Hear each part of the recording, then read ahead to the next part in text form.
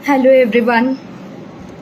सो आज मैं अपने लाइफ के most difficult experience, most difficult days की जर्नी के बारे में आप लोगों से शेयर करना चाहती हूँ। हम लोग अपने लाइफ में जो अच्छी चीज़ें होती है वो तो सोशल मीडिया पे शेयर करते हैं, बट जो बुरी चीज़ें होती है, जो बुरे एक्सपीरियंसेस होते हैं वो हम नहीं शेयर करते हैं। जबकि जो लर्निंग होती है वो एक्सपीरियंसेस से आती है, और एक्सपीरियंसेस जो आती है वो बुरे एक्सपीरियंसेस से आती है। सो इसलिए आज मैं अपने लाइफ के the most difficult days of my life उसको शेयर करना चाहती हूँ आप सबों के साथ। Okay, so I have lost the most important person of my life on 23rd March। माई पापा, उन्हें मोटर न्यूरॉन डिजीज़ था। मैं ये एक्सपीरियंसेस इसलिए शेयर कर रही हूँ क्योंकि मुझे पता है कि ये आप सबकी लाइफ में कभी ना कभी आप सबों को बहुत हेल्प करेगी किसी ना किसी वे में। और प्लस इस इंसिडेंट के बाद मुझे बहुत सारे कॉल्स भी आ रहे थे, और मैं जितनी बार लोगों से बातें कर रही थी, मैं इस एक्सपीरियंस को, इस नेगेटिव एक्सपीरियंस को बार बार एक्सपीरियंस अगेन कर रही थी। तो मैं सोची कि एक बार करेज करके मैं ये चीज़ें आप सबों के साथ शेयर करूं, जिससे कि आप सभी को बहुत सारी लर्निंग भी मिलेगी, एंड मैं भी एक बार में अपना सारा पेन एक्सप्रेस कर सकती हूँ। सो मेरे फादर को मोटर न्यूरॉन डिजीज़ थी।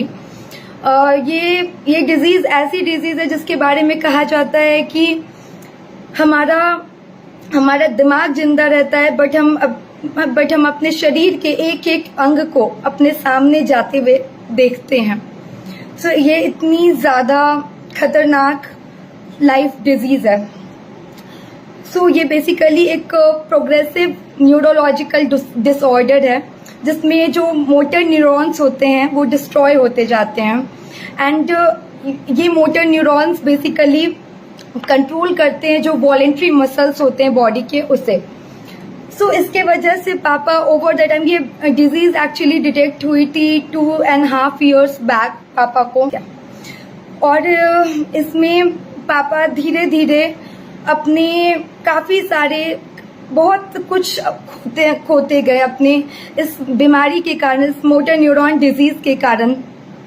पापा धीरे धीरे अपने जो स्पीच कैपेबिलिटी थी, वो बोलना धीरे धीरे उनका बंद हो गया, स्पीच कैपेबिलिटी खो दिए, एंड देन स्लोली वो खाना भी नहीं खा पाने लगे। वो जो उनकी जो ईटिंग कैपेबिलिटी थी वो भी ख़त्म हो गई। वो बोल नहीं सकते थे, वो खा नहीं सकते थे। ओवर द टाइम ये चीज़ें होती गई, और ये प्रोग्रेसिव डिजीज़ है। और इस डिजीज़ का, इस मोटर न्यूरॉन डिजीज़ का कोई क्यों होता है, ये मेडिकल साइंस में किसी को नहीं पता क्यों होता है, और इस डिजीज़ का कोई भी क्योर भी नहीं है। एंड इसलिए इसमें जो सिम्टोमेटिकल जो प्रॉब्लम, तो जो सिम्टम्स होते हैं उसी पर ट्रीटमेंट होती है, उसी पे रिलीफ देने की कोशिश की जाती है, बट इसका कोई क्योर नहीं है इस मोटर न्यूरॉन डिजीज़ का। सो पापा इनिशियली उनकी जो वो बोल पाने की कैपेबिलिटी थी वो पूरी तरह से ख़त्म हो गई। उसके बाद वो उनके खाने की कैपेबिलिटी, वो कुछ भी खा नहीं सकते थे, एंड उसके लिए उनकी पेग सर्जरी हुई, जिससे उनको पेग के थ्रू खाना दिया जाता था। ओवर द टाइम उनका जो नेक मसल है वो पूरी तरह, जो इसमें जो बॉडी के सारे मसल्स होते हैं वो सब बहुत तेजी से वीक होना शुरू हो जाते हैं, और इस वजह से उनका जो हेड था वो पूरी तरह से बेंड हो गया। मतलब धीरे धीरे करके वो टोटली बेंड, पूरी नीचे की ओर झुक गया। और बॉडी में जितने भी और मसल्स हैं, जैसे हैंड मसल्स हैं, जितने भी सारे मसल्स हैं, वो सब मसल्स धीरे धीरे वीक होना शुरू हो गए। मतलब कि वो अपनी डे टू डे लाइफ की एक्टिविटी को करने के लिए भी वो डिपेंडेंट हो गए थे। उनकी जो डिजीज थी वो पूरी शुरू हुई उनके, मतलब जो ये सर से पांव तक के डायरेक्शन में शुरू हुई। तो बहुत सारे लोगों को ये मोटर न्यूरॉन डिजीज पांव से सर तक शुरू होती है, बट पापा के केस में जो मोस्ट सेंसिटिव पार्ट्स होते हैं बॉडी के, वहां से उनकी बीमारी शुरू हुई। एंड दैट्स वाई सबसे पहले उनकी बोलने की कैपेबिलिटी गई, एंड देन फिर उनके खाना खाने की कैपेबिलिटी गई, एंड उसके बाद धीरे धीरे प्रोग्रेस होते गया, जिसमें वो उनके हैंड मसल्स भी काफी वीक हो गए, जिससे वो अपने डे टू डे लाइफ का काम जैसे कपड़े चेंज करना हो गया, ये सब चीज तो हैंड मसल्स में उतनी पावर नहीं थी, तो वो उन सारी चीजों के लिए भी डे टू डे लाइफ में वो डिपेंडेंट होते चले गए। मेरे पापा he was a government doctor, and वो लास्ट ईयर ही रिटायर्ड हुए हैं 2023 जनवरी में। एंड वो अपने लास्ट टाइम तक वो जितना सर्व कर सकते थे वो किए, अपने लास्ट दिनों तक अपने पूरे ड्यूरेशन को, जॉब ड्यूरेशन को पूरा क्रॉस किए। एंड फिर इसमें बोलने, खाने और पूरे मसल वीकनेस, जो सारी चीजें होती है, पूरी मसल वीकनेस, जिससे उनकी पूरी डिपेंडेंसी बढ़ गई, उनका नेक पूरी तरह से आगे के डायरेक्शन में बेंड हो गया। उन्हें सलाइवा बहुत ज्यादा आता था, क्योंकि जो हम लोग काम अनकॉन्शियसली करते हैं, हम अपने सलाइवा को घोट लेते हैं, वो काम पापा के केस में नहीं हो रहा था, जिससे उनको बहुत ज्यादा सलाइवा का प्रोडक्शन हो रहा था। तो और जिससे कि वो बहुत ही ज्यादा सिचुएशन जो था काफी खराब था। एंड उनको फिर बैलेंसिंग का, बॉडी बैलेंसिंग के बाद काफी सारे इश्यूज होने लगे थे। रात में उन्हें नींद नहीं आती थी, वो काफी ज्यादा स्लीप डिस्टर्बेंसेस हो रहे थे, बहुत सारे स्ट्रगल्स बॉडी लेवल पे वो फेस कर रहे थे। और बट इन सब के बीच में भी वो अपने पार्क जाना, वॉकिंग करना, क्योंकि उनका जो मोस्ट डिफिकल्ट, जो उनका सबसे ज्यादा स्ट्रॉन्ग पार्ट था वो लेग ही था, क्योंकि वो अपना वॉकिंग उस सिचुएशन में भी वो कंटिन्यू रखे अपने लास्ट डेज तक। और उसके बाद ये सारे प्रॉब्लम्स के बाद उनका जो ब्रीदिंग इशू था वो ट्रिगर हो गया। एंड ब्रीदिंग इशू जब ट्रिगर होता है तो सिचुएशन काफी सीवियर हो जाता है। सो उस सिचुएशन में हमें, एंड बेस्ट थिंग वाज कि पापा मेरे पास जनवरी मंथ से वो मेरे पास थे, तो हम उनका पूरी तरह से केयर कर रहे थे। हम लोग सभी लोग घर पे केयर कर रहे थे on the level of nutrition, उन्हें बेस्ट टू बेस्ट न्यूट्रिशन दे रहे थे, प्रोटीन सोर्सेज दे रहे थे, जिससे कि जो मसल का जो झड़ना होता है, मसल उनको मसल ग्रोथ देने के लिए उन्हें ज्यादा से ज्यादा प्रोटीन रिच डाइट दे रहे थे। और उनकी माइंड थेरेपी मैं करवा रही थी। पूरे दुनिया को उन पे तरस आ रही थी सिवाय उनके खुद के, बिकॉज मेंटली मैं उनके सेशंस ले रही थी, जिससे कि वो पॉजिटिव लाइंस खुद को बोलना एंड ऑल, जिससे कि वो अपना मेंटली उस लेवल पे नहीं सफर कर रहे थे जिस लेवल पे उनकी बॉडी सफर कर रही थी। सो एंड न्यूट्रिशन लेवल पे, मेंटल थेरेपी लेवल पे, एंड एक फिजिकल एक्सरसाइज लेवल पे, हर लेवल पे उन पे मैं 100% काम कर रही थी। इनफैक्ट मेरी मम्मी, मेरा भाई, सब लोग अपने अपने लेवल पे, मेरे हस्बैंड हर लेवल पे अपना कंट्रीब्यूशन दे रहे थे। बट ये बीमारी इतनी क्रूएल है, इतनी ब्रूटल है, मोटर न्यूरॉन डिजीज, जो लाखों में किसी एक लोग को होती है, एंड इसका कोई क्योर नहीं है मेडिकल साइंस में, और ना इसमें कोई क्योर है, इसका कोई इलाज नहीं है, और क्यों होता है कुछ भी नहीं पता। सो उसके बाद सिचुएशन ऐसा आ गया कि जिस समय पापा उस दिन जब वॉक के लिए जा रहे थे, तो वो समहाउ अनबैलेंस्ड होके वो गिर गए, और गिरने की वजह से उन्हें चोट आ गई, सर में काफी चोट आ गई। तो सर में चोट आने की वजह से फिर उस दिन उन्हें दो चीजें हम लोगों ने नोटिस की। एक तो उनका काफी ऑक्सीजन लेवल फ्लक्चुएट कर रहा था, प्लस दूसरी चीजें उन्हें वो 2 बार दिन में अनकॉन्शियस हुए, जो अब से पहले कभी नहीं हुआ था। वो 2 बार दिन में अनकॉन्शियस हुए, एक बार कुछ मिनट्स के लिए और एक बार 5-10 मिनट्स के लिए। तो उसके बाद हम लोग उन्हें मणिपाल हॉस्पिटल जो हमारे जो काफ़ी नामी हॉस्पिटल भी और हमारे घर के क्लोज भी है, तो हम लोग उन्हें वहाँ पे एडमिट किए हैं बिकॉज ऑफ अनकॉन्शियसनेस। और हमें कोई आइडिया नहीं था कि मतलब कि सिचुएशन कुछ भी इतना क्रिटिकल जा सकता है। सो उस नाइट में इमरजेंसी में ऑपरेट हुए, चेक्स हुए, तो कुछ भी ऐसा सीवियर निकल के नहीं आया। एंड फिर सेकेंड डे थर्ड डे तक चीजें नॉर्मल थी, अलग अलग चेक्स हो रहे थे, कुछ लंग्स में पैचेस आए थे, थोड़ा हार्ट में कुछ आया था, बट कुछ भी ऐसा सीवियर निकल के नहीं आया था। दूसरी चीज, उन्हें सोडियम की कमी हो गई थी बॉडी में। हमारा जो क्राइसिस पीरियड था वो तब शुरू हुआ जब डॉक्टर्स अचानक से आई और वो बोली कि बॉडी में कार्बन डाइऑक्साइड का लेवल बहुत बढ़ गया है एंड ऑक्सीजन का लेवल बहुत ज्यादा घट गया है बॉडी के अंदर। और क्योंकि प्राइवेट हॉस्पिटल्स में आप लोगों को पता होगा कि वो इतना गंदा पैनिक सिचुएशन क्रिएट करते हैं जिसमें आपका दिमाग सोचने समझने की जो कैपेबिलिटी होती है वो उतनी काम नहीं करती है। इतना ज्यादा क्राइसिस सिचुएशन क्रिएट किया जाता है, इतना ज्यादा सीरियस सिचुएशन क्रिएट किया जाता है जिसमें कि बिल्कुल भी सोच भी नहीं पाए इंसान कि हमें क्या करना है। डॉक्टर्स आई और वो काफी ज्यादा पैनिक क्रिएट करते हुए बोली कि इधर इन्हें इमीडिएटली आईसीयू में एडमिट करना होगा या वेंटिलेशन पे डालना होगा। और सिचुएशन इतनी क्रिटिकल थी कि हमें कुछ समझ नहीं आ रहा था अचानक से हो क्या गया, बिकॉज थिंग्स वर नॉर्मल। मतलब कि पापा एडमिट थे, ऑफकोर्स वो बहुत ज्यादा रेस्टलेस थे, बहुत सारी प्रॉब्लम्स थी बॉडी के अंदर, बट इतना सीवियर अचानक से कुछ हो जाना हमें बिल्कुल भी आइडिया नहीं था। और डॉक्टर्स आते के साथ अचानक से ये बोले कि आईसीयू में ऑपरेट करना पड़ेगा, वेंटिलेशन पे डालना पड़ेगा। एंड मुझे एक चीज पता थी कि एक बार जब बॉडी वेंटिलेशन पे जाता है देन उसका बाहर निकल पाना it's next to impossible, specially in case of motor neuron disease. क्योंकि एक बार बॉडी वेंटिलेशन पे चली गई देन उसके बाद वो मशीन से ही सपोर्ट की जाएगी until the last days, end of life.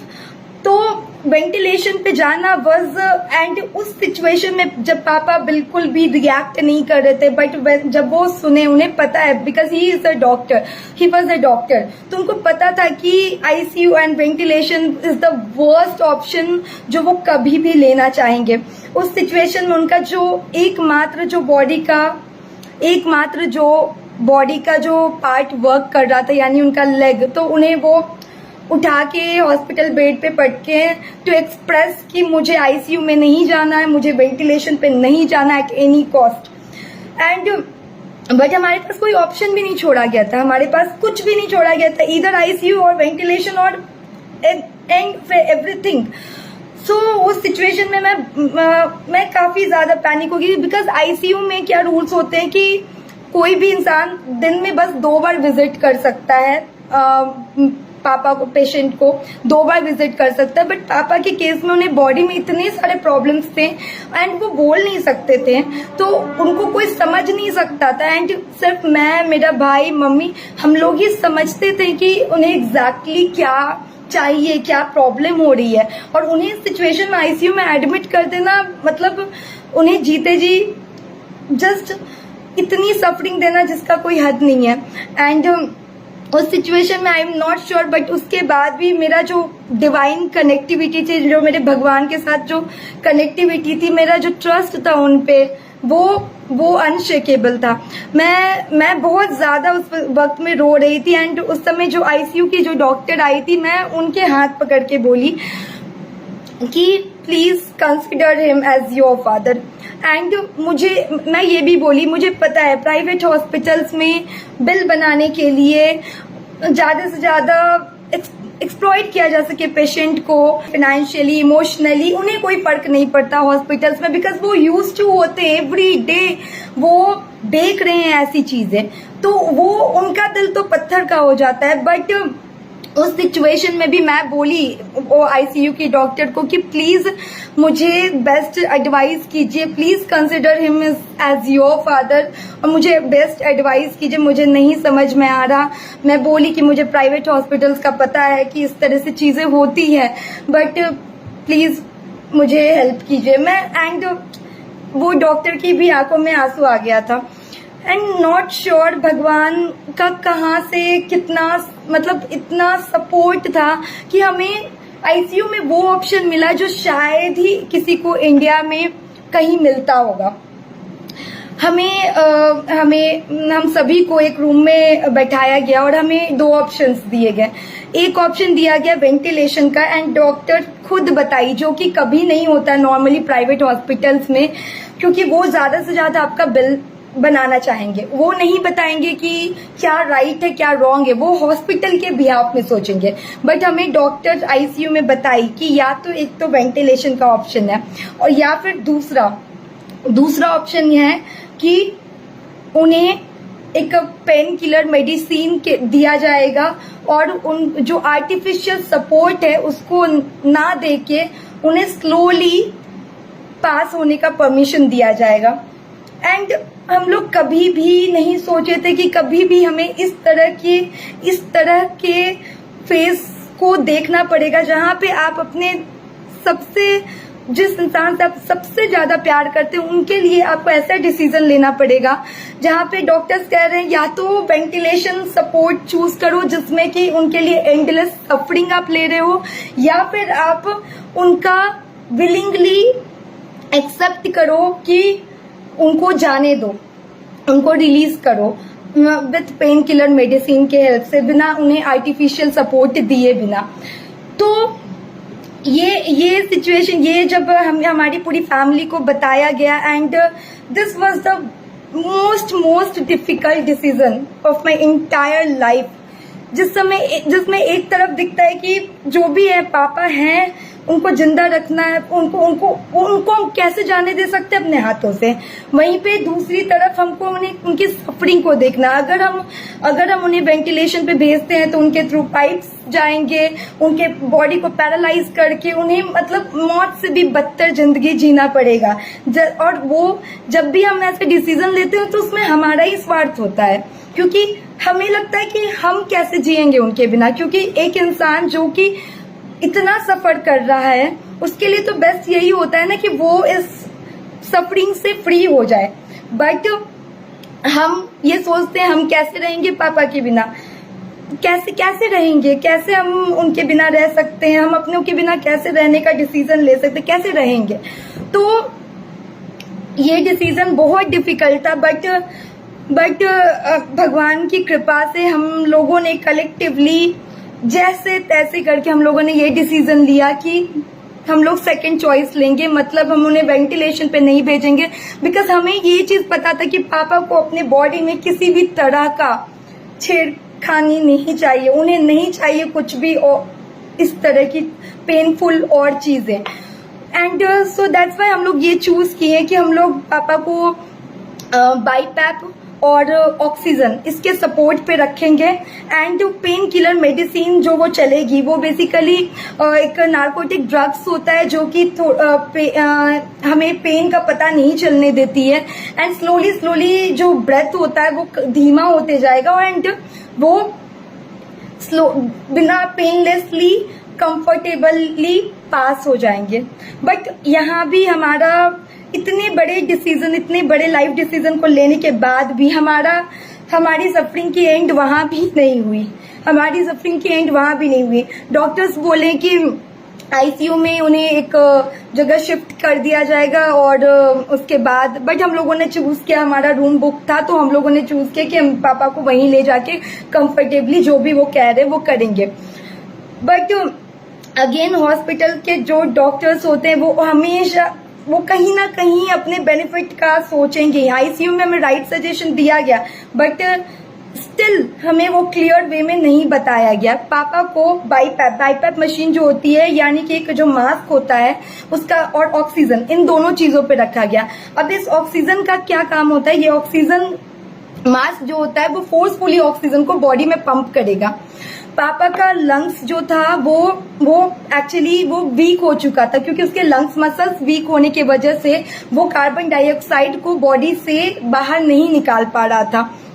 उनके लंग्स वीक होने की वजह से। बट ये मशीन क्या कर रही थी, उनके अंदर जबरदस्ती ऑक्सीजन डाल रही थी फोर्सफुली, जो वो खुद इनहेल नहीं कर रहे थे, उन्हें फोर्सफुली डाला जा रहा था। और इस सिचुएशन में बाईपैप और ऑक्सीजन पे जब बाईपैप मशीन लगती है तो काफी ज्यादा प्रेशर और सफोकेशन सा फीलिंग होता है। बट उस मशीन पे पापा को रखा गया, हमें कुछ नहीं पता था। वो शाम बीती, नेक्स्ट दिन आया, नेक्स्ट दिन पूरा दिन गया। जब वो मेडिसिन का असर खत्म हो रहा था, जो पेन किलर मेडिसिन का इंजेक्शन का असर खत्म हो रहा था, तो पापा की आंखें खुल रही थी। और जब वो पापा आंख खोल रहे थे तो उनकी आंखों से सिर्फ आंसू निकल रहे थे, क्योंकि पूरी बॉडी तो रिस्पॉन्स कर ही नहीं रही थी।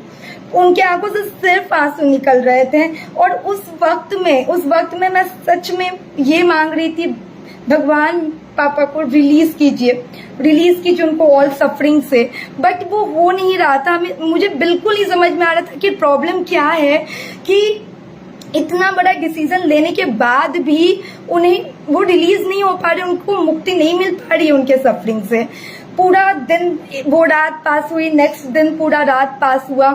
मैं जस्ट बैठ के यही सोच रही थी, भगवान क्यों ऐसा करे, क्यों इतना सफरिंग दे रहे हैं उन्हें, इतना बड़ा डिसीजन ले तो लिए, और क्या चाहिए।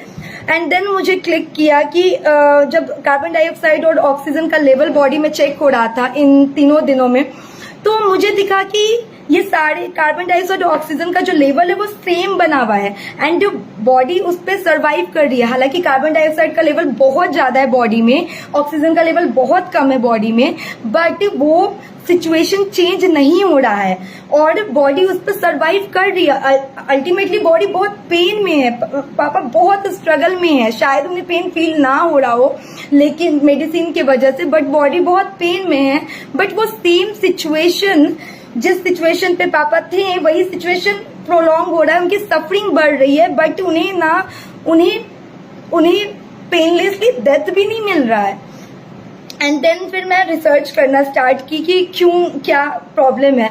मुझे समझ में आया कि बाईपैप मशीन ये काम कर रही है कि उनके अंदर जबरदस्ती ऑक्सीजन को फोर्सफुली प्रेस डाल रही है, जिसकी वजह से ऑक्सीजन कंटिन्यूअसली मिलने की वजह से बॉडी में वो जो सिचुएशन है वो स्टेबल हो गया है।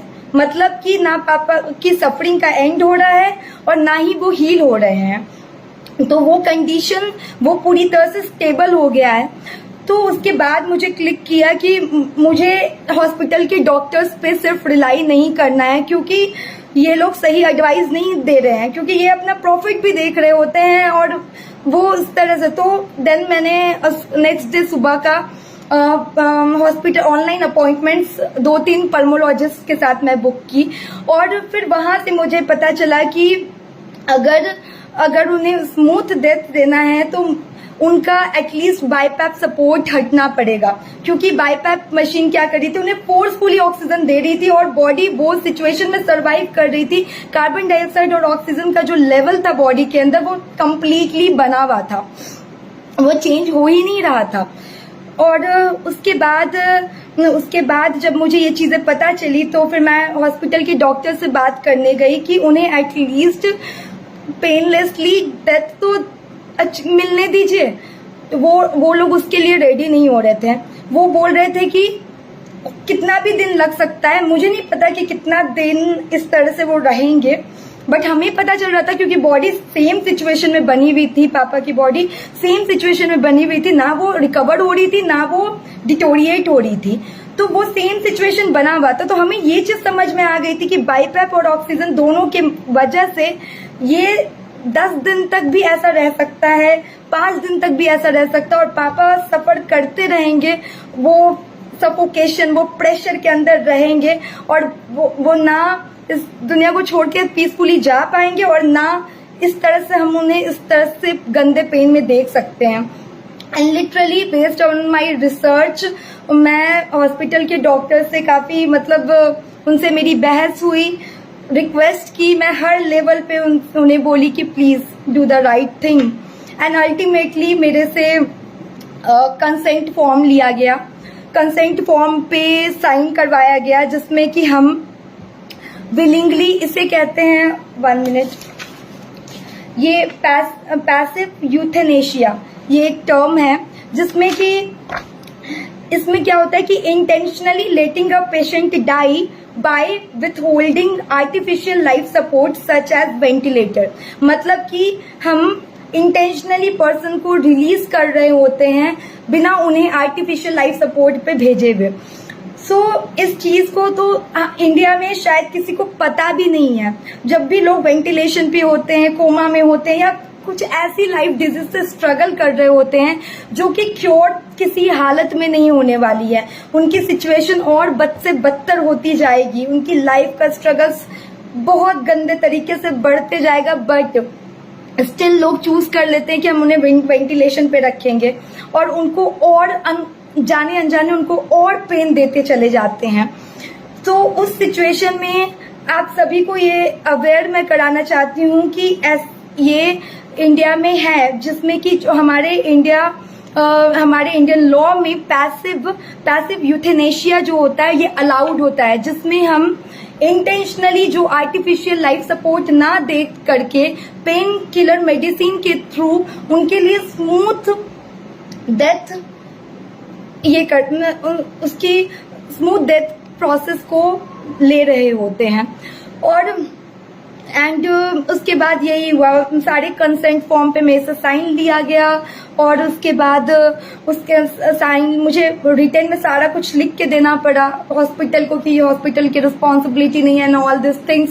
एंड देन उसके बाद जब पापा के ऊपर सिर्फ ऑक्सीजन मास्क लगाया गया, बाईपैप का सपोर्ट हटाया गया, जब सिर्फ ऑक्सीजन मास्क लगाया गया, देन पापा उसके बाद मुश्किल से हाफ डे सरवाइव कर पाए। बट उस बीच में भी जब उन्हें ऑक्सीजन की डिफिशियंसी हो रही थी, उनके रिएक्शंस आ रहे थे, शायद उन्हें वो कुछ भी फील नहीं हो रहा होगा क्योंकि वो मेडिकेशन के अंदर थे, बट हमें उनके रिएक्शंस देख के वो हमारे लिए अनटॉलरेबल थे।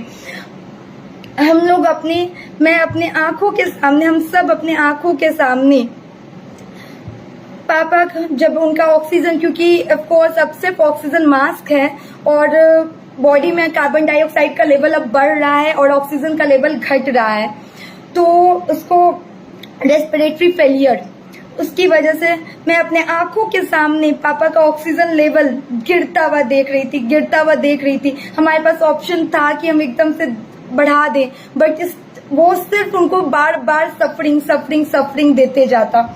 हम लोग अपने आंखों के सामने ऑक्सीजन का लेवल गिरते देख रहे थे और उस वक्त में मैं ये प्रे कर रही थी, मैं ये नहीं प्रे कर रही थी भगवान प्लीज पापा को कुछ नहीं होने देना, मैं ये प्रे कर रही थी पापा आप चिंता मत कीजिए, अपने बॉडी से अपने सोल को रिलीज कीजिए, पापा हमारी चिंता मत कीजिए, अपने बॉडी से अपने सोल को रिलीज कीजिए।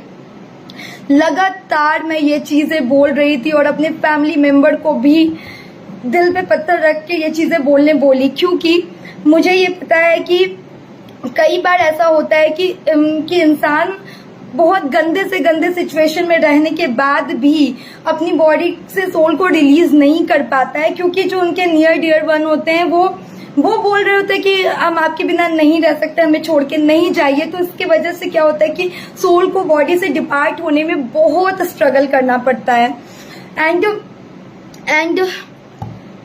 एंड उसके बाद ऑक्सीजन का लेवल गिरता जा रहा था। मैं पापा के हाथ पकड़ के लगातार यही बोलती गई, पापा अपनी बॉडी से सोल को रिलीज कीजिए, हमारी चिंता मत कीजिए। और ऐसा बोलते के साथ वो हमें छोड़ के गए। और इन सब से मैं आप लोगों को यही, एक तो सबसे पहले ये पैसिव यूथेनेशिया के बारे में मैं आपको बताना चाहूंगी, एंड दूसरी चीज ये एक मैसेज देना चाहूंगी कि जो डेथ होता है वो अल्टीमेट ट्रूथ है, वो हम सबको किसी ना किसी दिन फेस करना ही है, उसका कोई क्योर नहीं है। लेकिन जब हम ये सोचते हैं ना कि मैं इस पर्सन के बिना कैसे रहूंगी, हम लोग अपने स्वार्थ का देखते हैं, क्योंकि एक इंसान जो इतनी स्ट्रगल में है वो तो जब रिलीज होंगे तो वो तो सारे स्ट्रगल से फ्री हो जाएंगे, लेकिन हम लोग डर रहे होते हैं कि हम कैसे रहेंगे। और यही डर हमें डिसीजंस नहीं लेने देता है। यही डर हमें डराते रहता है और अंदर ही अंदर मारते रहता है। तो मेरे इस लाइफ एक्सपीरियंस से, मेरे इस most difficult journey of life से इस चीज को, ये मैसेज आप लोग सभी लोग लीजिए कि डेथ जो है इसको इनएविटेबल, इसको नहीं, हम स्किप नहीं कर सकते। और दूसरी चीज, जब पर्सन बहुत ज्यादा सफर कर रहा हो, बहुत ज्यादा सफर कर रहा हो, तो हमें उनकी खुशी का सोचना है कि उन्हें और सफर नहीं करने देना है और अपने आप को अंदर से इस सिचुएशन में भी स्ट्रॉन्ग करना है। मैं ये चीजें कहूंगी कि पापा जब थे तो मैं उन्हें काफी सारी माइंड थेरेपी करवाती थी, जिसकी वजह से हो सकता पूरी दुनिया उन पर तरस खा रही थी, but because of positive thinking, because of affirmations, positive lines को बार बार कहना, इन सब की वजह से वो गंदे से गंदे सिचुएशन जिसमें वो ना बोल सकते थे, ना वो खा सकते थे, ना उनके पूरी बॉडी के मसल्स वीक हो चुके थे, उनके नेक पूरे बेंड हो चुके थे, उनको रेस्पिरेशन प्रॉब्लम होता था, वो रात रात भर सो नहीं पाते थे। इन सारे सिचुएशन में भी वो सरवाइव किए, और ना सिर्फ सरवाइव किए, उन लास्ट डेज में भी पापा पार्क जाते थे वॉक करके। उनका बॉडी सपोर्ट नहीं करता था, वो डिसबैलेंस हो जाते थे, बट स्टिल वो पार्क जा रहे थे वॉक करने के लिए, थोड़ा सा एक्टिविटी करने के लिए। और वो माइंड थेरेपी कर रहे थे, अपने आप को पॉजिटिव लाइंस में उन्हें बुलवाती थी, जिससे कि इन सारे निगेटिव सिचुएशंस का इम्पैक्ट उनके ऊपर नहीं पड़े, और उन्हें बेस्ट न्यूट्रिशन दे रही थी। तो विद गॉड, भगवान की कृपा से एक चीज थी कि इन 3 महीने में पापा का बहुत ख्याल रखी, और इस वजह से मैं रिग्रेट नहीं कर रही हूँ कि मेरे हाथ में, मेरी फैमिली के हाथ में जो कुछ भी था, हम लोग सब किए पापा के लिए, तो हमें कोई रिग्रेट नहीं है उनके लिए, हमें रिग्रेट नहीं है। और पापा सारे सफरिंग से रिलीज हो गए, इससे बड़ी हमारे लिए कोई बात नहीं है। अभी ये बात अलग है कि हमारा जो पूरा रूटीन था पापा से इंटरकनेक्टेड था। हर सुबह उठने से लेके उन्हें दवाई देने से लेके, उन्हें 6 मील्स देने से लेके, उन्हें मेंटल थेरेपी कराने से लेके, उन्हें एक्सरसाइज कराने से लेके, हम सबका रूटीन उनसे पूरी तरह से इंटरकनेक्टेड था। हमारे घर के एक एक अंश में पापा की मेमोरी है, बट ये मेमोरी ये मेमोरी हमें 1 महीने, 2 महीने, 6 महीने, 1 साल, हो सकता है बहुत कष्ट देगी ये मेमोरीज। लेकिन हमारी जिंदगी जो है बहुत बड़ी है, हमारी जिंदगी यही 4, 5, 6 महीने तक लिमिटेड नहीं है, हमारी जिंदगी बहुत बड़ी है। तो मैं इंटरनली रेडी हूँ, वो जो मेमोरीज का जो पेन होता है, वो जो याद आती है, मैं इंटरनली रेडी हूँ, मेरा माइंड रेडी है इस सबको फेस करने के लिए। और सुकून है इस चीज का कि पापा को और सफरिंग नहीं करनी पड़ी, क्योंकि इसका जो अल्टीमेट एंड होता है वो बहुत गंदा होता है, जिसमें कि पापा उनकी बॉडी पैरालाइज्ड हो जाती है, वो बेड रिडन हो जाते हैं, और वो अपना कोई भी काम कुछ नहीं कर रहे होते, वो और भी रेस्टलेस सफर कर रहे होते, उनके असहाय होते। वो सब कुछ से एटलीस्ट भगवान हमें बचाए। वो सब कुछ, वो इस लेवल का कष्ट वो पूरे जीवन पेशेंट्स को सर्व किए हैं। अपने 68 इयर्स तक वो पूरे अपने जॉब में पेशेंट्स को जीवन भर सर्व किए हैं, ईमानदारी से अपनी ड्यूटी किए हैं गवर्नमेंट जॉब में। एंड शायद उनके पुण्य का ही फल था कि उन्हें इस गंदे और एडवर्स सिचुएशंस और ब्रूटल सिचुएशंस नहीं फेस करने पड़े इस बीमारी के वजह से, और वो चले गए। सॉरी। सो गाइज, मैं यही आप सबसे एक बार शेयर करना चाहती थी, और मैं स्टेबल हूँ, मेरी सिचुएशन स्टेबल है। मैं बार मुझे बहुत सारे कॉल्स आ रहे हैं, मैं उठा नहीं पा रही हूँ, क्योंकि मैं जब कॉल उठाती हूँ तो ऑफकोर्स बातें होती हैं, और मैं बार बार उस पेन के थ्रू गो थ्रू हो रही हूँ। सो इसलिए प्लीज आप लोग जो लोग भी मुझे कॉल कर रहे तो प्लीज बुरा मत मानिएगा। मैं अपने पूरे फ्रेंड्स और फैमिलीज को अपने लाइफ सिचुएशन से अवेयर कराना चाहती थी। एंड मैं ये कह सकती हूँ मैं बहुत ही स्ट्रांगली हील हो रही हूँ इस सिचुएशन से। मैं इमोशनली स्टेबल हूँ। अब पापा मेरे लिए भगवान बन चुके हैं। वो अब मेरा उनसे एक उनके सोल से कनेक्शन है, डिवाइन कनेक्शन है।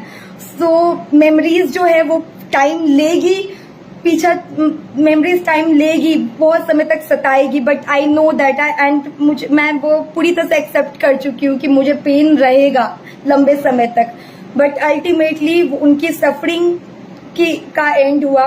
और जो डिसीजंस हम लोग लिए वो उनके लिए बेस्ट डिसीजंस था। ये सेटिस्फैक्शन रहा। इस जर्नी में लोग कहते हैं कि भगवान क्या होते हैं, भगवान से इतना प्रे किए दिन रात, उनके लिए काफी सारे चीज मांगे गए, बट अल्टीमेटली वो छोड़ के चले गए।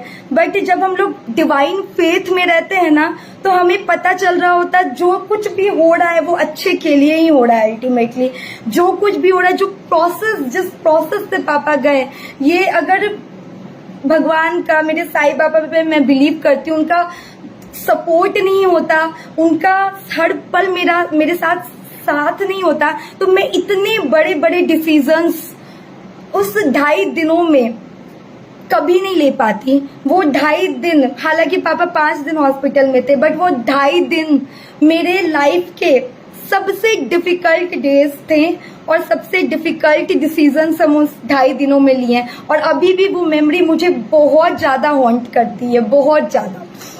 बट मुझे अफसोस किसी चीज का नहीं है। मुझे गॉड के थ्रू इतनी पावर मिली, जो चीजें मैं सपने में भी करने का नहीं सोच सकती थी, मुझे इतनी पावर मिली कि वो चीजें, वो डिसीजंस, वो रिसर्च, वो प्रोसेस, वो सारे सब कुछ मैं कर पाई। ये सब भगवान की कृपा है। एंड डेथ को कोई भी अवॉइड नहीं कर सकता, इसलिए भगवान को कोसने का कोई फायदा नहीं है। वो जो करते हैं वो बेस्ट करते हैं। जब हमारा उन पे फेथ इतना होता है कि अनशेकेबल फेथ होता है ना, तो आपको पता चलेगा कि इस प्रोसेस को इतना स्मूथ बनाए भी तो भगवान ही है। So that's it. एंड बस यही शेयर करना था आप सभी से। सो बाय बाय गाइस।